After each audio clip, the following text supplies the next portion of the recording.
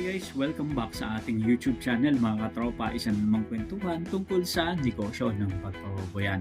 So ngayong araw na ito mga katropa, tatalakayin natin itong tungkol nga sa mga iba't ibang tanong na mga katropa natin magpapaboy dito sa Pilipinas sa mga nais pumasok sa negosyo ng baboyan. Pagkano na nga ba ang kita? Kasi sa presyo ng live weight, and paano ba kinocompute yung break-even at net profit para magabayan yung mga nais pumasok sa industriyang ito. So ito na mga katropa, mga kabady natin. Maraming mga nagtatanong, sapat na ba ang presyo ng live weight ngayon para kumita sa negosyong ito?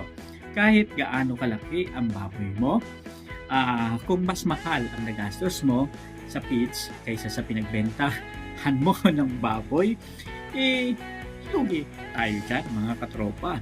Ngayon, himay-himayin natin. Pag-usapan natin yung computation ng break-even points at net profit para malaman natin kung magkano talaga ang kikitain sa bawat ulo ng baboy. Okay, let's compute mga katropa. Okay, so simulan natin. Ang mga gastos, production cost, talagang maraming mga umaaray na mga magbababoy dyan. Kabilang na rin tayo dyan mga katropa. So bago tayo magbenta, alamin muna natin ang pupunan sa isang backyard piggery at ito ang karaniwang breakdown para sa mga baboy hanggang sa ma-harvest natin. Ideally, normally, pangkaraniwan o normal nang nangyayari is yung 4 months talaga nating aalagaan at palalakihin ng ating mga baboy. So, ipagpalagay na natin mga katropa na ang presyo ng piglets, isabihin na natin 4,000 o 5,000. Ito kasi mga presyohan na ganito mga katropa is nakadepende yan. Saang area ka ba? And ano ba ang demand? Ano ba yung atmosphere dyan sa area nyo? Marami bang mga nag-alaga ng baboy? Kunti lang ba yung mga nag-alaga ng baboy? Marami bang bumibili ng baboy? Ito kasi may mga sakit ba na kumakalat dyan? Ito kasi mga katropa yung mga factors na maaaring makapekto sa presyo ng ating mga alagang piglets na bibilhin. So pangkaraniwan na, sabi ko nga, 4,000, 5,000. Sa ibang lugar, umaabot pa ng 6,000 hanggang 7,000. At sa ibang lugar naman, mas mababa. Lalo na sa mga liblib at bundok. Kung walang demand masyado. So ito na mga katropa. Pag-usapan muna natin yung feeds. Ito kasi yung pinakamalaki. So sabihin na natin, pwedeng umabot ng hanggang 70 to 80% pa ng kabuuang gastos sa pag-aalaga ng baboy. So, normally, pwedeng umabot ng mga 56% hanggang 70%, yan yung ideal. Pero, pwede pang lumobo yan, depende sa kung gaano pa kalaki natin nais palakihin ng ating mga alagang baboy at iba-iba pang factors na pwede natin i-consider na maaaring makaapekto sa kanilang paglaki at kanilang timbang. So, pinakamalaki na, halimbawa, ang isang baboy ay nakakaubos ng 4 hanggang 5 sako sa 4 na buwan o 5 buwan na pag-aalaga. So, ang feeds karaniwan na is 50 kilograms. So, ipagpalagay na natin na ang isang sako na 50 kilograms ay nag-average ng 1.6 per bag. So, mababa na yan mga katropa. Kasi, karaniwan na ngayon, 1.8, 2,000. Pero, ang mga magbababoy is maparaan. So, ipagpalagay na natin na 1.6 times 4.5 bags. Huwag na natin sagarin sa 5, di ba?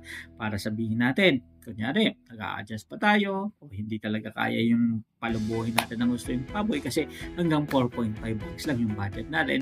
So, magkakahalaga yan ng 7,200 pesos mga katropa. Ito. So, nandiyan na yung starter, grower, and finisher. Yung iba naman, hindi na nag-finisher, diretsong grower lang. And doon na nila nadagdagan yung pakain sa kanilang mga alagang baboy. Pero pwede naman yung ganun mga katropa kasi marami tayong karanasan and marami tayong mga kilala na yung iba hindi na gumagamit ng finisher mga katropa. Ang kagandahan lang kasi sa paggamit ng finisher, luminipis yung taba at syempre bumibigat yung mga alagang baboy. So depende yan sa diskarte ninyo. Ang ikalawa naman is yung gamot at bakuna. So kailangan talaga nag-aala tayo ng budget para dito.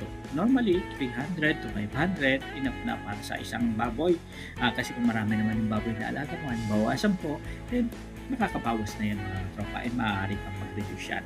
Kasi yung iba naman, kapag bumili ka ng gamot, hindi mo naman pwedeng bili ng tingi-tingi kasi nasa bote yon. Kaya on average, pwede mo siguro kung konti lang yung alaga ng baboy na 300 to 500. Isa pa is yung kuryente, 200 pesos per head. And wag mo silang titipirin kasi yung paglinis ng baboyan, lalo na yung mga may pang parang singkupsit, ayan, mga talaga namang isang sirit mo lang, linis ka agad yung baboy, di ba? And linis ka agad yung dumi. So, makakatulong yan sa inyo.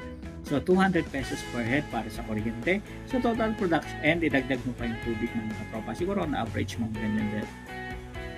So, sa production cost, maaaring humigit kumulang 12,000 to 13,000 per head ang maaaring mong magastos sa iyong mga alagang baboy. So, more or less, mga ganyan. Kasama na yung puhunan, production cost, mga maintenance, pagpapalaki ng baboy, operational cost. So, ayan, kasama na dyan mga tropa.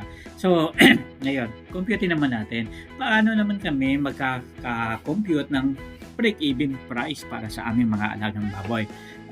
Ang formula dyan mga tropa is, ano ba muna yung break-even point o cost? Ibig sabihin nito, ito yung presyo ng bawas sa presyo o walang kita, walang lugi. Yung sakto lang na bumalik sa'yo yung pinuhunan mo. So, ang formula dito mga katropa is number 1, total cost plus target weight is equals to break-even price.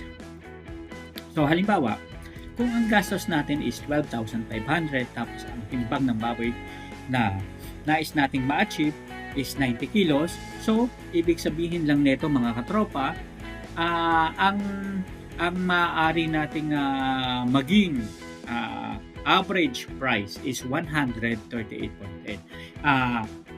Balikan lang natin yung formula. So, total cost divided by target weight is equals to break-even price.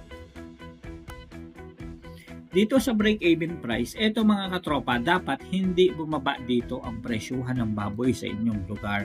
So, ibig sabihin, total ng nagastos nyo, divided by ilang kilo yung target nyo ng palaki yung baboy o ilang kilo yung baboy, dapat hindi dyan, yung resulta nyan is hindi bababa yung price, live weight price ng bentahan ng baboy sa inyong lugar. Ibig sabihin nito, kapag nabenta mo sa biyahero ng 139 per kilo yung baboy mo, ibig sabihin nito, yung pinuhunan mo na 12,500 and yung sukat ng baboy mo divided by sa sukat ng baboy mo o 90 kilograms is equals to 138.8. Ngayon, kung ang presyuhan sa inyong lugar is 139, ang live weight price ng baboy per kilo is wala silang, hindi ka kumita, hindi ka rin nalugi, pero napagod ka lang. Yun yung pinakasimple doon mga katropa. And ang presyo ng live weight sa market, pag-usapan natin. Bakit nga ba pabago-bago ang presyo ng live weight sa market?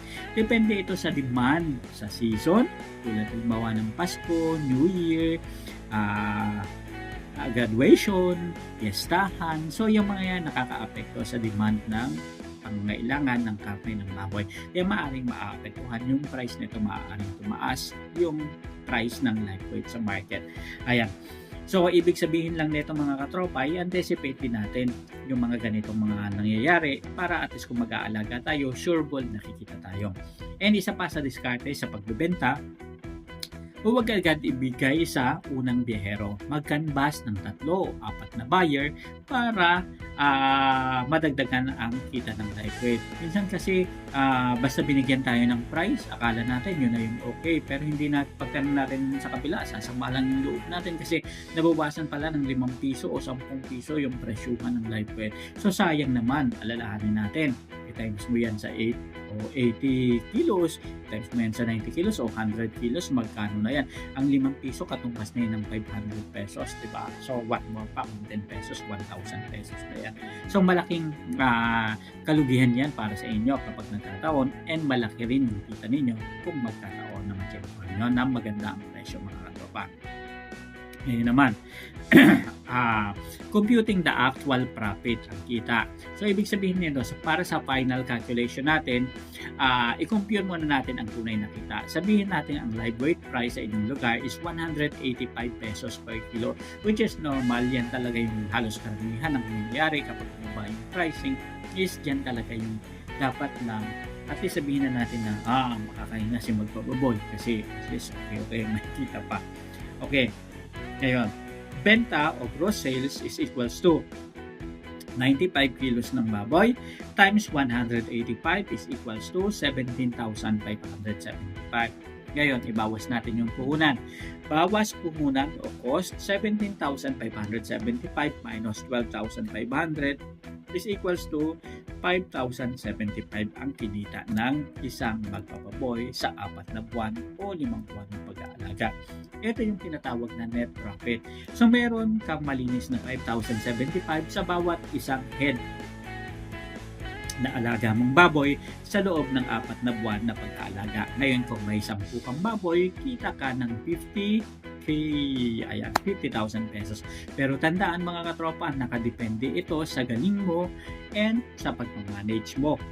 Pag-control mo ng feeds, kailangan walang nasasayang, and sa kalusugan, maintenance, health ng mga alagang baboy. Kaya nga importante ngayon na nagbibigay tayo ng mga vitamins, and nakita pa natin na nagtatae, meron tayong mga gamot na binibigay, and hindi lang basta pag nag-aalaga ka ng baboy, dapat nag-a-accurate ka rin ng knowledge. Ayan mga katropa, importante yan. So, para makangiti ka mga katropa, ang sikreto sa pagbaboyan ay hindi lang sa pagpapakain, kundi sa paglilista kung ano ba ang dapat at matalino mong gawin, and pag-compute na rin o pagiging math, computation, matalino na sa bawat sentimong pumapasok dapat i-compute. Kung gusto nyo ng libreng Excel sheets, templates, so maaari kayo magpagpunain sa ating YouTube channel and sa mga record keeping. So, pwede kung ibigay sa inyo dito lang sa aking YouTube channel. Mag-comment lang kayo dyan sa baba and i-share ko sa inyo yung mga ginagamit ko sa aking negosyong baboyan. So, maraming salamat. Happy farming mga kabady, mga kapigiri natin, mga magbababoy natin sa buong Pilipinas. Hanggang sa muli at sa susunod nating mga topic at kwentuhan. Tumuto kayo araw-araw dito lang sa Kabady Mo ko, usapang business at buhay OFW. So, maraming salamat. Kumusta nga pala dun sa mga OFW subscriber natin na nandyan sa USA and ganoon na rin sa Middle East. Maraming salamat po. Kayo yung mga top YouTube subscriber ko na laging nanonood sa aking YouTube channel. Hanggang sa muli po. Maraming salamat. Wala po sa inyo. Hanggang sa muli. Maraming salamat.